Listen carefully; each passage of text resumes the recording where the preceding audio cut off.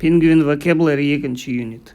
Opposites, adjectives, сын есімдер. Adjectives, opposites деген қарама-қарсы мағынадағы сын есімдер. Мына жерде астында мынандай берілген сөздер табу керек. Мен бірақ оларды заранее тауып қойдым. Осылардың антонимдарын мына жерде сәйкестендіру керек. Бастайық. Біріншісі good. Good деген жақсы. Оның антонимі opposite, bad, жаман. Fat. Fat деген бізде жирный, қабақ. Да? Ну или андай широкий, жирный деген бар ғой. Вот соның антонимі бізде thin. Thin деген бізде тонкий. Thin. Дальше big. Big деген үлкен. Үлкеннің бізде антонимі small, кішкентай. Tall. Tall деген биік, ұзын. Оның антонимі бізде болады short. Short болады. Так. Мына екеуі бізде адам туралы айтылады. Хорошо? Осыны есте сақтап қойыңдар. Full. Full деген толық, полный, іші толып тұр деген сөз. Іші пустой деген бізде empty болады. Empty деген бізде пустой. Дальше young. Young деген жас, кәрі деген old. Old. Дальше open. Open деген ашық. Ашық болса бізде жабық деген closed деген болады. Rich. Rich деген бай. Бізде кедей деген poor болады. Дальше hot. Hot деген ыстық. Ыстық дегенге антоним бізде болады cold. Cold деген суық.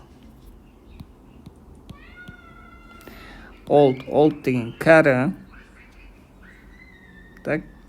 Кәрі немесе ескі. Мына жерде young, old деген ол тоже адам туралы айтылған.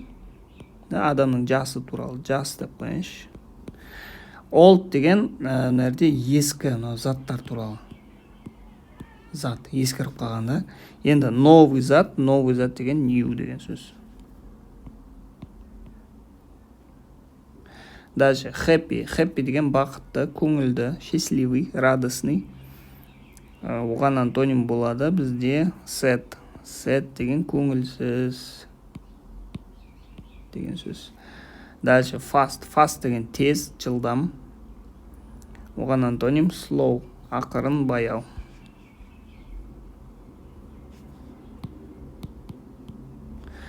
High. High деген бізде вот как раз мынау төртінші бізде адамдар туралы еді ғой, мынау енді ұзын, бұл заттар туралы. Не живой, тірі емес, да? Зат және жануар туралы бола ма? Ладно, оны сосын айтам. Пока зат деп қойыңдар. High деген ұзын, қысқа деген болады, low. Қысқа емес, төмен, pass деген сөз. High деген қыр, жоғары жақ. Low деген pass, төмен деген сөз. Дальше wet. Wet деген мокрый. Оған антоним dry. Dry деген бізде сухой. Hard. Hard деген бізде қатты. То есть қолмен ұстасаң қап-қатты, тас сияқты. Оған антоним soft. Soft деген бізде жұмсақ. Так, тағы да hard дегенге тағы бір мысал келтірейінші. Hard деген бізде еще тағы бір мағынасы, ол қиын деген сөз, ауыр деген сөз. Так, оның антонимі easy. Так, мынаны жазайыншы. Easy деген оңай. То есть hard дегеннің екі мағынасы бар. Біреуі қатты, біреуі ауыр. Істеуге ауыр, қиын деген сөз.